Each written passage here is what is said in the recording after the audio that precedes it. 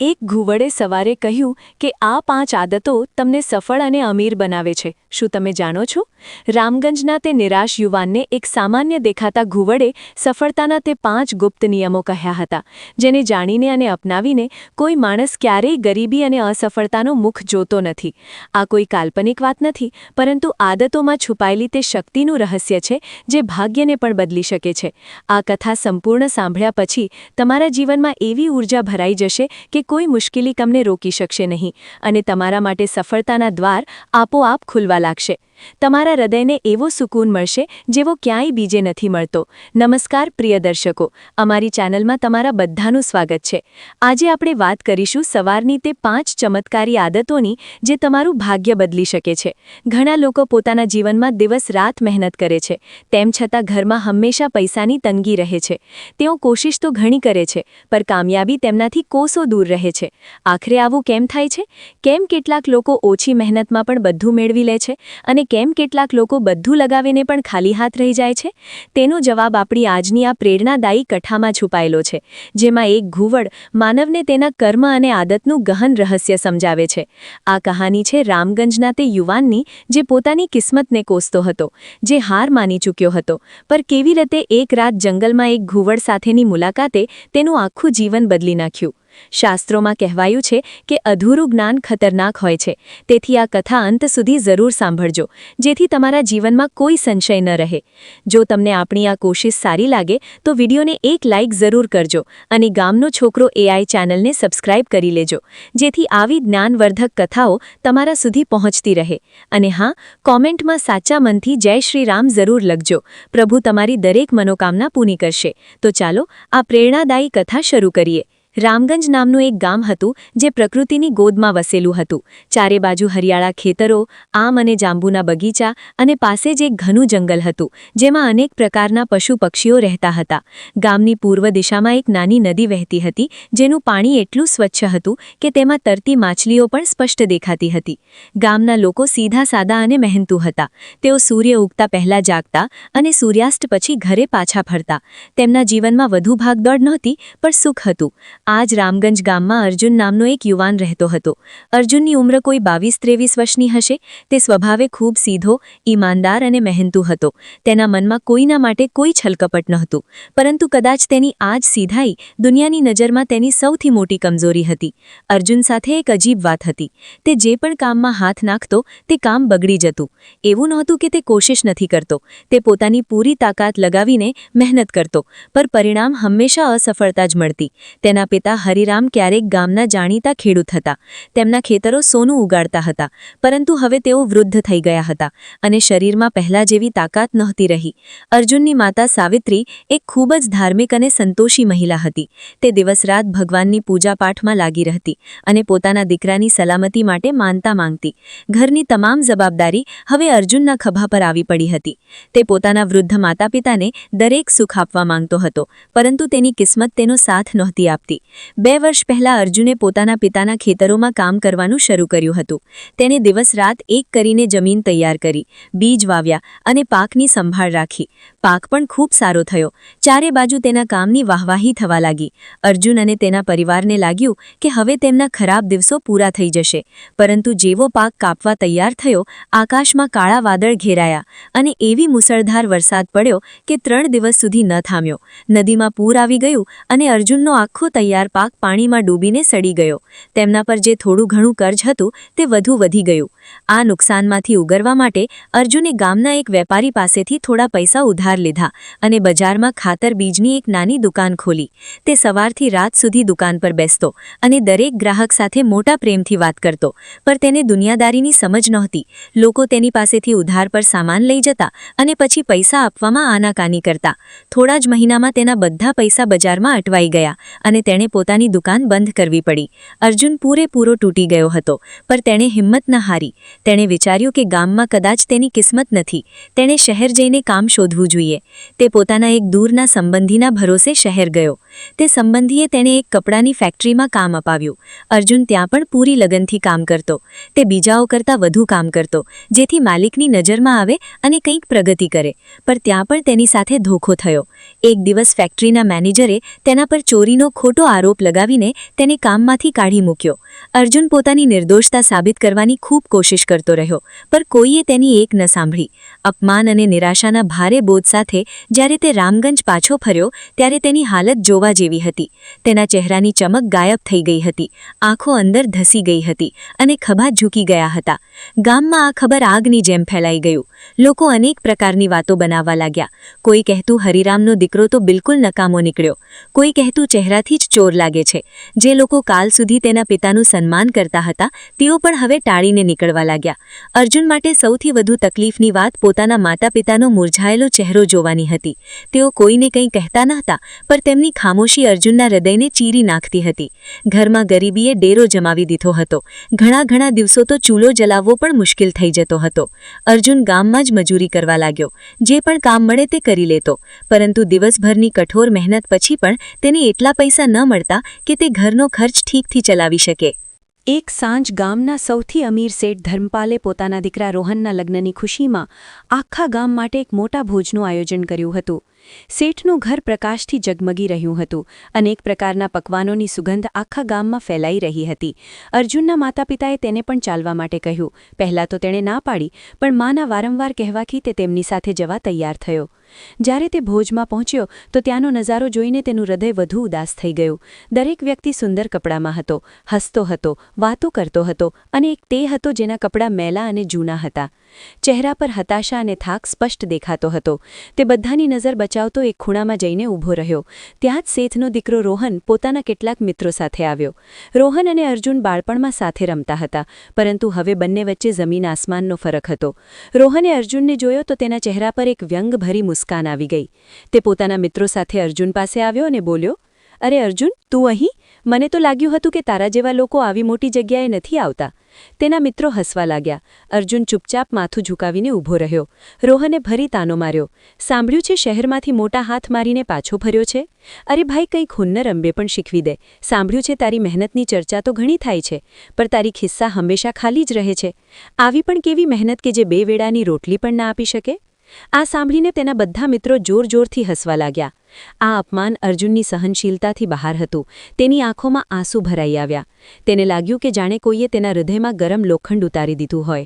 તે એક શબ્દ પણ બોલી શક્યો નહીં. તે ભરી મહેફિલમાંથી તે હસતા ચહેરાઓથી દૂર ભાગી જવા માંગતો હતો. તે ચૂપચાપ ત્યાંથી પાછો વળ્યો અને ઝડપી પગલાંથી બહાર નીકળી ગયો. તે ભરે ન ગયો. તેનું મન વિદ્રોહ કરી રહ્યું હતું. તેને પોતાના જીવન, પોતાની ગરીબી, પોતાની કિસ્મત પર ગુસ્સો આવી રહ્યો હતો. તે કોઈ દિશા વગર ચાલતો જઈ રહ્યો હતો, બસ ગામથી, લોકોથી દૂર. ચાલતા તે ગામની બહારના ઘના જંગલમાં પહોંચી ગયો. રાત થઈ ગઈ હતી. ઘનો અંધારો હતો. માત્ર જીંગરો અને રાતના કીડાઓની અવાજો આવતા હતા. જંગલ ડરામનું હતું, પર અર્જુનને કોઈ વાતનો ડર નહોતો લાગતો. તેને લાગતું હતું કે જંગલી જાનવરોથી વધુ ખતરનાક તો માણસો હોય છે. તે થાકીને એક ખૂબ જૂના અને વિશાળ વડના વૃક્ષ નીચે ધરાશાયી થઈ ગયો. આજે તેની સહનશક્તિનો બાંધ તૂટી ગયો હતો. તે એકાંત જંગલમાં તે વૃક્ષ નીચે બેસીને ધ્રુસકે રડવા લાગ્યો. તે પોતાની છાતી કૂટી રહ્યો હતો અને ચીસ પાડી રહ્યો હતો. કેમ? મારી સાથે જવું કેમ થાય છે? મેં કોઈનું શું બગાડ્યું છે? હે ભગવાન, જો તમે સાચા છો તો તમને મારું દુઃખ કેમ નથી દેખાતું? કેમ બનાવ્યો મને આટલો બદનસીબ? આનાથી સારું તો હતું કે તમે મને આ દુનિયામાં મોકલતા જ નહીં. હવે હું વધુ જીવી શકતો નથી. મને તમારી પાસે બોલાવી લો. મને આ નર્કમાંથી મુક્તિ આપો. તે ઘણી વાર સુધી રડતો રહ્યો. પોતાનું બધું દર્દ, બધો ગુસ્સો બહાર કાઢતો રહ્યો. જ્યારે તેના આંસુ સુકાઈ ગયા અને તેનો અવાજ બેસી ગયો ત્યારે તે નિર્બળ થઈને ત્યાં જ વૃક્ષની જડ સાથે અટેલીને બેઠો. તેના મનમાં હવે માત્ર એક જ વિચાર હતો, આત્મહત્યા. તેણે વિચાર્યું, આવું જીવન જીવવાથી શો ફાયદો જ્યાં દરેક ક્ષણ અપમાન અને નિરાશા હોય? મારા મરવાથી કદાચ મારા માતા પિતાનો બોજો જ ઓછો થઈ જશે. તે ઉઠીને પાસેની નદી તરફ જવા જ લાગ્યો કે ત્યાં જ તેને એક શાંત, ગહન અને ખૂબ જ ગંભીર અવાજ સંભળાયો. આત્મહત્યા કાયરોનો રસ્તો છે, વીરનો નહીં. અર્જુને ચોંકીને આમ તેમ જોયું. ત્યાં દૂર સુધી કોઈ નહોતું. તેને લાગ્યું કે આ તેના મનનો ભ્રમ છે. તે ફરી આગળ વધવા લાગ્યો. અવાજ ફરી આવ્યો. સમસ્યાથી ભાગવું એ ઉકેલ નથી, યુવાન. સમસ્યાઓની આંખોમાં આંખો નાખીને તેનો સામનો કરવામાં જ સાચી જીત છે. આ વખતે અર્જુન ઊભો રહી ગયો. અવાજ વૃક્ષની ઉપરથી આવતો હતો. તેને ડરતા ડરતા ઉપર જોયું. વૃક્ષની એક જાડી ડાળ પર એક મોટો ઘુવડ બેઠો હતો. રાતના અંધારામાં તેની મોટી મોટી સોનેરી આંખો ચમકી રહી હતી. તે પોતાની ગરદન ફેરવીને સીધો અર્જુન તરફ જ જોઈ રહ્યો હતો. અર્જુનને પોતાની આંખો પર વિશ્વાસ ન થયો. એક ઘુવડ બોલી રહ્યો હતો. તેણે પોતાના જીવનમાં ક્યારેય આવું ન જોયું હતું, ન સાંભળ્યું હતું. તેને લાગ્યું કે અથવા તો તે સ્વપ્ન જોઈ રહ્યો છે અથવા તો દુઃખના માર્યા તેનું દિમાગ ખરાબ થઈ ગયું છે. તે કંઈક બોલે તે પહેલાં જ ઘુવડે ફરી બોલ્યો, તું આશ્ચર્ય પામ્યો છે, હું જાણું છું, પર આ દુનિયામાં ઘણું બધું એવું છે જે તારી નાની સમજથી પરી છે. તું પોતાની કિસ્મતને કોસે છે, પોતાના ભગવાનને દોષ આપે છે, પર શું તે ક્યારેય એક ક્ષણ રોકીને પોતાને જ દોષ આપ્યો છે? અર્જુનના મનમાંથી ડર હવે થોડો ઓછો થયો. તે ઘુવડના અવાજમાં એવી શાંતિ હતી, એવો ઠહેરાવ હતો જે મનને સુખ આપતો હતો. અર્જુને હાથ જોડીને કાંપતા અવાજે પૂછ્યું, હે જ્ઞાની પક્ષી, તમે સાચા કહો છો, પણ હું શું કરું? હું આ વિચારોથી પીછો છોડાવી શકતો નથી. તમે જ મને કોઈ રસ્તો બતાવો. હું આ જીવનથી હારી ગયો છું. ઘુવડે કહ્યું, ધીરજ રાખ યુવાન, દરેક રાત પછી સવાર થાય છે. તારા જીવનનો અંધારો પણ હવે પૂરો થવાનો છે, પરંતુ તે માટે તારે પોતાને બદલવું પડશે. તારે તારી તે આદતો બદલવી પડશે જેણે તને જકડી રાખ્યો છે. જ્ઞાન શબ્દોથી નહીં, અનુભવથી મળે છે. હમણાં માટે તું ઘરે જા અને કંઈ વિચાર્યા વગર શાંતિથી સૂઈ જા. કાલે જ્યારે ભોર પણ ન થઈ હોય, જ્યારે આકાશમાં તારા હોય, તે જ બ્રહ્મ મુહૂર્તમાં તું આ જ વૃક્ષ નીચે મારી સાથે મળવા આવજે. હું તારી રાહ જોઈશ. એટલું કહીને ઘુવડ હંમેશ માટે ત્યાંથી ઉડી ગયો. અર્જુનની આંખોમાં આંસુ હતા, પર આ આંસુ દુઃખના નહીં, પરંતુ કૃતજ્ઞતાના હતા. તે ગામ પાછો ફર્યો. હવે તેની પાસે કોઈ પૈસા નહોતા, કોઈ કામ નહોતું, પર તેની પાસે એક વસ્તુ હતી જે પહેલાં નહોતી: આત્મવિશ્વાસ અને એક સ્પષ્ટ યોજના. તેને ગામની બહાર પડેલી તે બંજર જમીનને જોઈ જેને બધા લોકો બેકાર સમજતા હતા. તે જમીન પર માત્ર પથ્થરો અને કાંટાળી ઝાડીઓ હતી. ગામનો કોઈ ખેડૂત તેને પર ખેતી કરવાની હિંમત નહોતો કરતો. અર્જુને નક્કી કર્યું કે તે આ જ બંજર જમીનને સોનું બનાવશે. જ્યારે તેણે લોકોને પોતાની યોજના કહી તો બધાએ તેના પર હસી કાઢ્યું. રોહને ખીરી તેની મજાક ઉડાવી. લાગે છે શહેરની માર ખાઈને એનું દિમાગ ખરાબ થઈ ગયું છે. જે માણસ ઉપજાઉ જમીન પર કંઈ ન કરી શક્યો તે આ પથ્થર પર શું કરશે? પરંતુ અર્જુને કોઈની વાત પર ધ્યાન ના આપ્યું. તે ઘુવડ દ્વારા શીખવેલી દિનચર્યાનું સખતપણે પાલન કરતો. તે દરરોજ સવારે ઉઠતો, પોતાની યોજના પર કામ કરતો અને પછી સૂર્ય ઉગે ત્યાંથી સૂર્યાસ્ત સુધી તે બંજર જમીન પર મહેનત કરતો. તેણે એકલા હાથે તે જમીનમાંથી પથ્થરો કાઢવા શરૂ કર્યા, ઝાડીઓ કાપી. આ કામ ખૂબ મુશ્કેલ હતું. તેના હાથમાં છાલા પડી ગયા, શરીર થાકીને ચૂર થઈ જતું, પર તેનો હૌસલો ન તૂટ્યો. તેની લગન જોઈને પહેલાં તો લોકો હસતા રહ્યા, પછી આશ્ચર્ય પામ્યા. ગામના કેટલાક વડીલોએ જ્યારે એક એકલા યુવાનને આ રીતે ખડક સાથે લડતો જોયો તો તેમનું હૃદય પીગળી ગયું. એક દિવસ એક વૃદ્ધ ખેડૂતે આવીને અર્જુનને ખુરપી આપી અને કહ્યું, બેટા, હું પણ જોઉં છું કે તારો હૌસલો જીતે છે કે આ જમીનનો ગર્વ. પછી શું હતું? એક એક કરીને બીજા લોકો પણ જોડાવા લાગ્યા. જેમણે ક્યારે તેની મજાક ઉડાવી હતી તેઓ પણ હવે શર્મિંદા થઈને તેની મદદ માટે આવવા લાગ્યા. થોડા જ મહિનાઓની સામૂહિક મહેનત પછી તે બંજર જમીન એક સપાટ ખેતરમાં બદલાઈ ગઈ. અર્જુને પાસેની નદીથી ખેતર સુધી પાણી લાવવા માટે એક નાની નહેર પણ ખોદી કાઢી. તેણે બેંકમાંથી થોડું કર્જ લઈને સારી જાતના બીજ અને ખાતર ખરીદ્યા. આ વખતે તેણે પરંપરાગત પાક નહીં પરંતુ શાકભાજીની ખેતી કરવાનો નિર્ણય કર્યો, કારણ કે શહેરમાં તેમની માંગ વધુ હતી. એ વર્ષ ચોમાસું પણ સારું રહ્યું. અર્જુન અને ગામ લોકોની મહેનત રંગ લાવી. તેના ખેતરમાં એવા શાકભાજી થયા જેવા આસપાસના કોઈ ગામમાં નહોતા. પાક એટલો સારો થયો કે શહેરના મોટા મોટા વેપારીઓ પોતે ગામ આવીને તેનો પાક ખરીદવા લાગ્યા. અર્જુનને આશા કરતાં અનેક ગણો વધુ નફો થયો. તેણે સૌથી પહેલા બેંક અને તે બધા લોકોનું કર્જ ચૂકવ્યું જેમની પાસેથી તેણે પૈસા લીધા હતા. તેણે પોતાના માટે એક પાક્કું ઘર બનાવ્યું અને પોતાના માતા પિતાને તે દરેક સુવિધા આપી જેનું તેમણે ક્યારેય સ્વપ્ન જોયું હતું. પરંતુ સફળતા મેળવીને તે બદલાયો નહીં. તે પહેલા કરતાં પણ વધુ નમ્ર બની ગયો. તેણે પોતાની કમાણીનો એક ભાગ ગામના વિકાસમાં લગાવ્યો. એક નાનું શાળા ખોલાવી જેથી ગામનું કોઈ બાળક અભણ ન રહે. જે રોહને તેને સૌથી વધુ અપમાનિત કર્યો હતો, એક દિવસ તે જ તેની પાસે આવ્યો અને હાથ જોડીને બોલ્યો, અર્જુન, મને માફ કરી દે. હું ઘમંડમાં અંધો હતો. શું તું મને શીખવી શકે છે કે ખેતી કેવી રીતે કરવામાં આવે છે? અર્જુને તેને ભેટી પાડ્યો અને કહ્યું, હું તને બધું શીખવીશ. આખરે આપણે બાળપણના મિત્રો હતા. અર્જુન હવે રામગંજનો સૌથી સફળ અને સન્માનિત વ્યક્તિ બની ચૂક્યો હતો. પર તે આજે પણ દરરોજ સવારે બ્રહ્મ મુહૂર્તમાં ઉઠે છે અને તે વડના વૃક્ષ તરફ જોઈને મનોમન તે જ્ઞાની ઘુવડને ધન્યવાદ આપે છે જેણે તેને માત્ર જીવવું નહીં પરંતુ જીવનને જીતવું શીખવ્યું હતું. કહાની તો અહીં સમાપ્ત થાય છે, પર તે રહસ્ય હજુ બાકી છે. તે રાતે ઘુવડે અર્જુનને જે 5 વાતો કહી હતી જે તેની સફળતાનો આધાર બની, તે દરેક માણસ માટે એક વરદાન છે.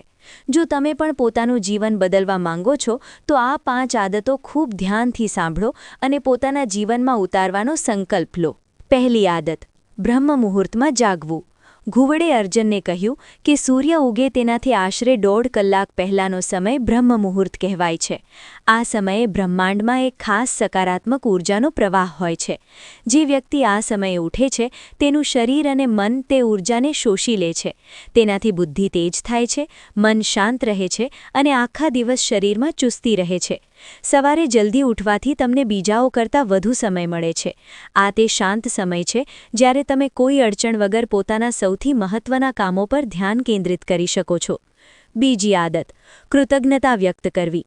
ઘુવડે શીખવ્યું કે આંખ ખુલતા જ પથારીમાં બેસીને સૌથી પહેલાં તે ઈશ્વર અથવા તે શક્તિને ધન્યવાદ આપો જેણે તમને એક નવો દિવસ જોવાનો મોકો આપ્યો છે. પોતાના માતા-પિતા, પોતાના ઘર, પોતાની શ્વાસ માટે જે કંઈ પણ તમારી પાસે છે, ભલે તે કેટલું પણ નાનું હોય, તેના માટે સાચા મનથી કૃતજ્ઞતા અનુભવો. જ્યારે તમે ધન્યવાદના ભાવથી દિવસની શરૂઆત કરો છો તો તમારું મન સકારાત્મકતાથી ભરાઈ જાય છે. તમે તે વસ્તુઓ પર ધ્યાન કેન્દ્રિત કરો છો જે તમારી પાસે છે, નહીં કે જે તમારી પાસે નથી. આ સકારાત્મક વિચારસરણી એક ચુંબકની જેમ કામ કરે છે, જે તમારી તરફ વધુ સારી વસ્તુઓને આકર્ષિત કરે છે. ત્રીજી આદત, પોતાના દિવસની યોજના બનાવવી. પથારી છોડ્યા પછી આગામી 5 થી 10 મિનિટ શાંતિથી બેસીને પોતાના આખા દિવસની એક નાની યોજના બનાવો. એક કાગળ પર લખો કે આજે તમારા સૌથી જરૂરી 3 કે 4 કામ કયા છે. જ્યારે તમારી પાસે એક સ્પષ્ટ લક્ષ્ય હોય તો તમારું મન ભટકતું નથી. તમે પોતાનો કિંમતી સમય અને પોતાની ઊર્જા નકામા કામોમાં વેડફતા નથી. આ આદત તમને અનુશાસન શીખવે છે અને તમને દરરોજ તમારા મોટા લક્ષ્યના એક પગથિયું વધુ નજીક લઈ જાય છે.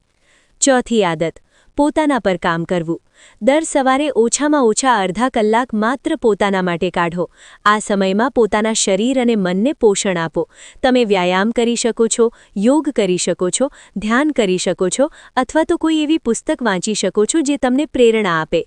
આ સમય તમારા મોબાઈલ ફોન અને દુનિયાની ચિંતાઓથી દૂર માત્ર તમારો જ હોવો જોઈએ. જ્યારે તમે પોતાના શરીરને સ્વસ્થ રાખો છો અને પોતાના મનને જ્ઞાનથી ભરો છો તો તમારો આત્મવિશ્વાસ આપોઆપ વધી જાય છે. તમે જીવનની કોઈ પણ પડકારનો સામનો કરવા માટે શારીરિક અને માનસિક રીતે મજબૂત બનો છો.